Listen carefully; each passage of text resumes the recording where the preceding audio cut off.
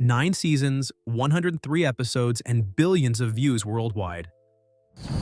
Normally, gar are caught before the water begins to cool down, well before the sun sets. More experiences like this one, and I just won't have any energy for a fish that's bigger than this. River Monsters was not just a television show, it was an invincible monument of Animal Planet.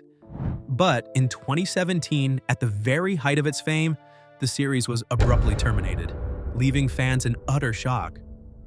Many theories regarding internal conflicts, failing health, or financial pressures were proposed, but the truth recently revealed by Jeremy Wade in the latest reports is far more terrifying. Today we will dive deep into the truth file of Jeremy Wade, from life-and-death accidents and behind-the-scenes staging scandals to a shocking confession. Following 9 brilliantly successful seasons, news of the cancellation of the River Monsters series in 2017 caused a media earthquake.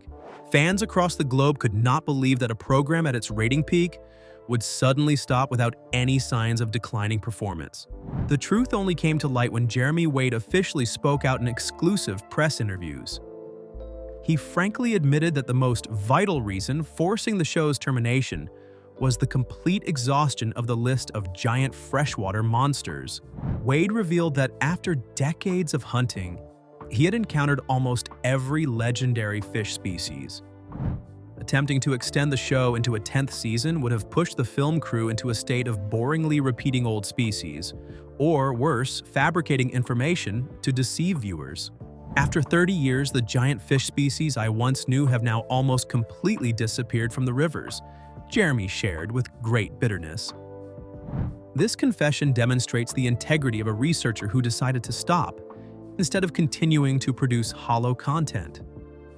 Reality records a serious decline in biodiversity across the world's largest river systems.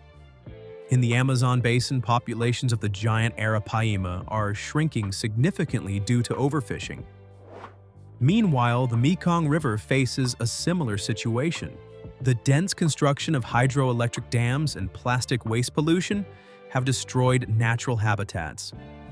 Fish species that once reached giant sizes no longer have enough time or space to grow. They are facing the risk of local extinction in many areas. Animal Planet, as the production unit, fully agreed with Jeremy Wade's perspective. They decided to close the program while it was still a monument rather than letting the brand slowly die from a lack of ideas and objective truth. This is considered a courageous administrative decision in the television industry. Instead of chasing profits, the network chose to respect the original values of nature. The end of River Monsters marked a new chapter in the awareness of the global audience. Not stopping there, Jeremy Wade quickly shifted to more profound survey projects. The Birth of Mighty Rivers in 2018 is a prime example. This program focused on assessing the health of 6 of the planet's largest rivers. This was followed by Dark Waters, a series focused on decoding mysteries deep underwater, but with a more scientific inclination. Jeremy was no longer an entertainment angler. He had become a true environmental observer, a voice representing the rivers. Nevertheless, data analysis reports show that these new programs did not achieve the same commercial success as the old series. The absence of dramatic action scenes and ferocious creatures caused the mass audience numbers to decrease significantly compared to before. The public seemingly still hungers for the violence of monsters more than figures on pollution. This creates a heartbreaking paradox in Wade's career. He chose to preserve the truth, but the audience misses the values of performance and entertainment. Wade explained that the success of River Monsters came from humanity's primal fear of the darkness beneath the water. When he shifted to telling the story of ecological collapse, the content became heavy and lacked the inherent sensationalism required to retain the majority. Jeremy spent the majority of his time answering questions regarding the show's cancellation.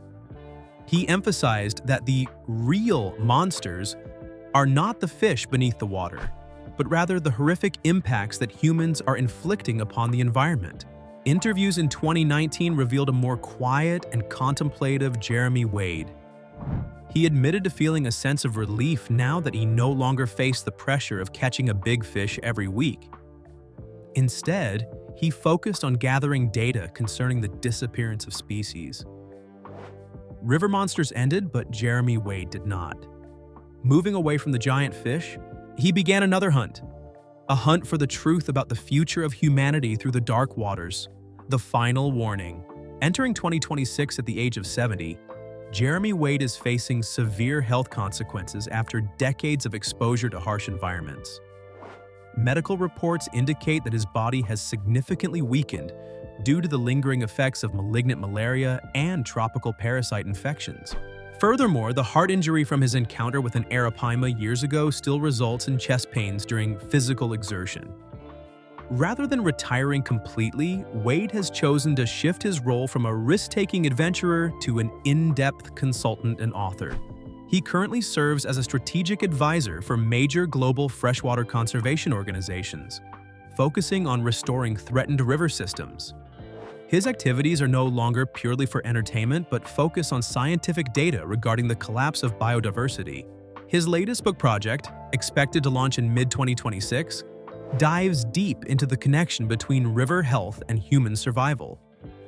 The book is not only a farewell to the monsters, but also an indictment of the destruction caused by industrial pollution. In the 2025 to 2026 period, Jeremy Wade led multiple campaigns to rescue rare fish species in Southeast Asia, particularly in the Mekong River. He works with local communities to establish community-based fish sanctuaries to prevent extinction. In Africa, he participates in efforts to protect the Goliath tigerfish, which is being excessively and illegally hunted. Jeremy believes that educating local people about the sustainable ecological value of these creatures is the key solution rather than merely implementing fishing bans. His philosophy of life has undergone a profound shift in perception regarding life and death. Jeremy no longer views catching a large fish as a personal victory, but as a rare stroke of luck from a gradually depleting ecosystem. "I want to be remembered as a storyteller of the river, not a killer," Jeremy once shared emotionally during a seminar.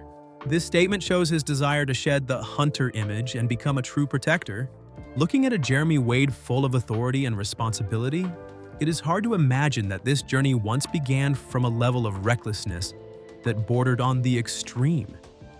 To understand why a conservationist was once considered a lonely madman, we need to turn back the clock more than 40 years back to where everything started in a small classroom and endless journeys.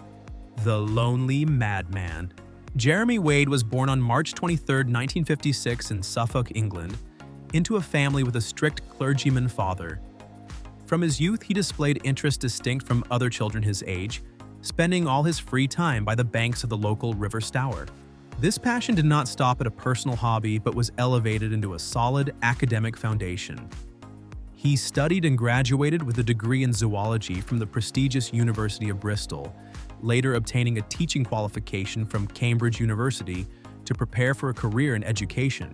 After graduating, Wade became a biology teacher at a secondary school in Kent. The constraints of the school environment, however, quickly made him feel stifled. He frankly admitted that he was entirely unsuited for a life within four walls. The desire to explore the natural world pushed him to make a landmark decision in 1982. With a meager sum of just 200 pounds in his pocket, Wade flew to India alone, beginning a journey to track down exotic freshwater fish species. This trip was the start of more than 2 decades of living in poverty and solitude for Jeremy Wade. He chose to abandon all comforts, did not start a family, and had no stable residence to devote his entire mind to hunting creatures beneath deep river waters. Throughout the period from 1982 to the late 90s, Wade lived as a true homeless traveler. To fund survey trips to the Amazon or the Congo River Basin, he took on all sorts of manual labor, from delivering newspapers and washing dishes to working as a hired porter. Additionally, he utilized his specialized knowledge to write articles for specialized fishing magazines to earn extra income. Every penny earned, however, was reinvested into risky expeditions to the most remote regions on the planet.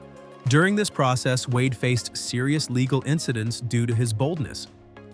In 1984, while attempting to access sensitive areas for fishing in Thailand, he was arrested by the military and placed in solitary confinement under suspicion of espionage.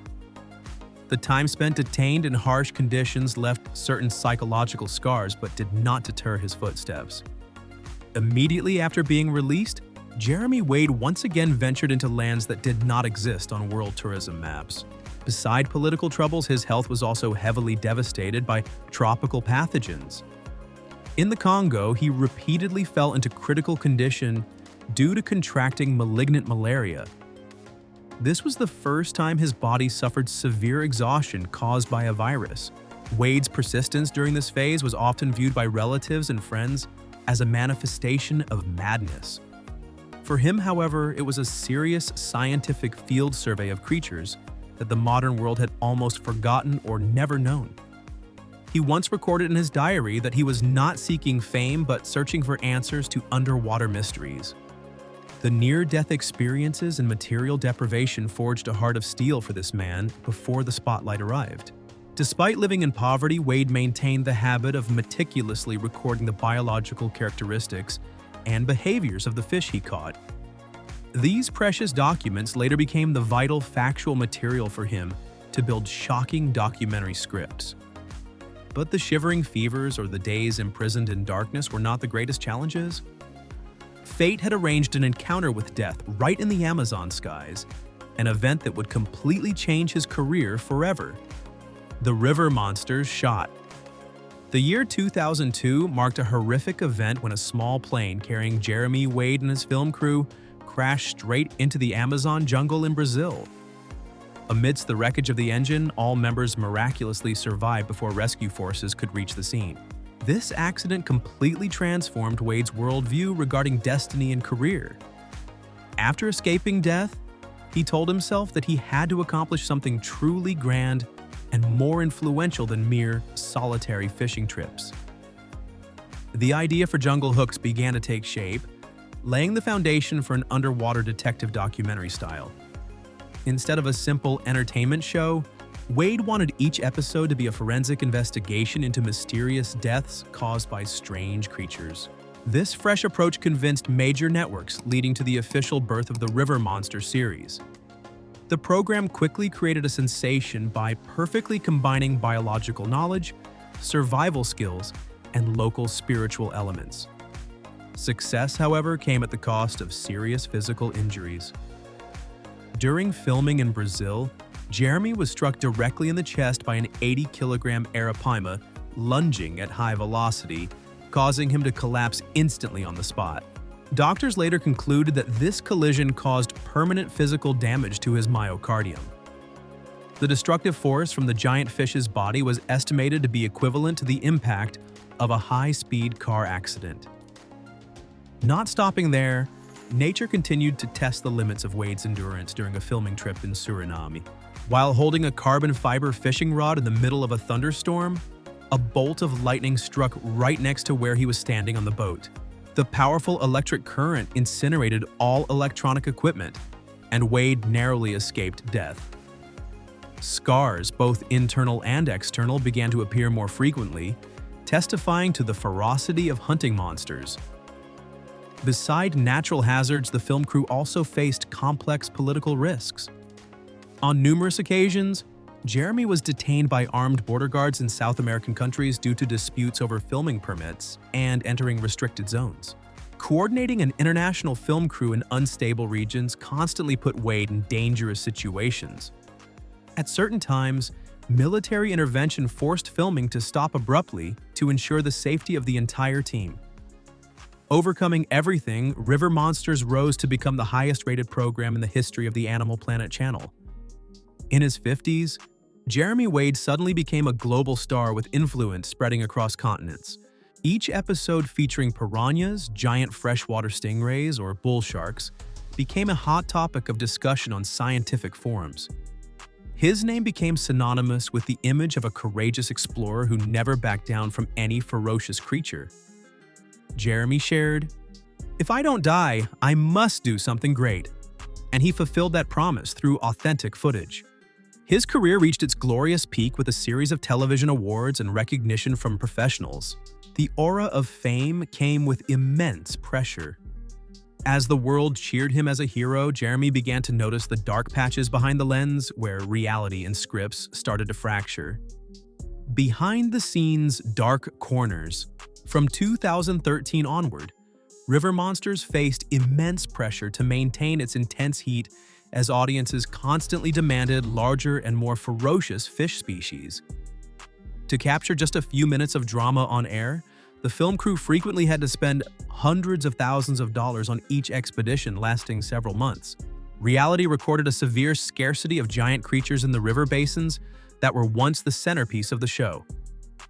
Fish species that Jeremy could previously find with ease had now become ghosts beneath the water, forcing the team to move deeper into dangerous restricted zones. The difficulty in finding targets led to allegations of behind-the-scenes staging that stirred public opinion. Some unofficial sources suggested that the film crew used gill nets or assistance from professional divers to help Jeremy catch fish faster. Facing these questions regarding honesty, Jeremy Wade issued powerful responses to protect the honor of a zoologist. He affirmed that all fishing activities occurred naturally, while emphasizing that the long waiting times were themselves evidence of the truth. Jeremy's private life also became a topic for the press as he still chose a single life in his 60s. Spending up to 8 months each year in remote wilderness meant he had almost no opportunity to build a stable family in the conventional sense. He described this relationship of voluntary solitude as the inevitable price to pay in exchange for unique experiences beneath the rivers. Jeremy's personal sacrifice for his work pushed him into a state of total separation from the hectic pace of modern society in England. Psychologically, a silent moral struggle began to emerge within the veteran host. Jeremy admitted he felt guilty forcing rare creatures on the brink of extinction to endure pain merely to serve entertainment purposes. He realized that bringing these fish to the surface was no longer purely educational, but was gradually turning into a violent performance. The conflict between his status as a conservation scientist and a television star became increasingly sharp and difficult to reconcile. This fracture extended to the relationship between Jeremy and the program producers during the 2015 to 2016 period. To maintain ratings, the network suggested increasing scripted elements to compensate for the lack of real monster encounters. Wade vehemently opposed the staging proposals, believing they violated professional ethics and deceived the audience's trust. The debate over maintaining authenticity versus chasing commercialism pushed the River Monsters series into an unprecedented stalemate. The depletion of freshwater fish resources was not just an environmental issue, but also the end of the program's feasibility. Jeremy realized he could no longer sell his integrity in exchange for fake footage of a nature that no longer existed. By 2017, the atmosphere behind the scenes became extremely tense as the list of potential species had almost completely run dry. Every effort to find new monsters ended in disappointment, reflecting the silent collapse of global river ecosystems. The final trips of Season 9 no longer brought a sense of excitement to Jeremy as they did in his early career. Instead, he only saw rivers carved up by hydroelectric projects and the disappearance of the planet's most ancient fish species. The truth about the termination of River Monsters is a costly warning about the decline of rivers. Jeremy Wade chose to stop to protect the integrity of a scientist, instead of continuing to perform on waters that were gradually dying. His story is not just about giant fish, but about human responsibility toward nature. The legacy Wade leaves behind is an awakening regarding an ecosystem that needs to be salvaged before everything becomes too late. If you value authentic principles and want to learn more about the hidden corners of the natural world, press the channel subscription button today. Do not forget to leave a comment with your perspective and press like to support quality journalistic content.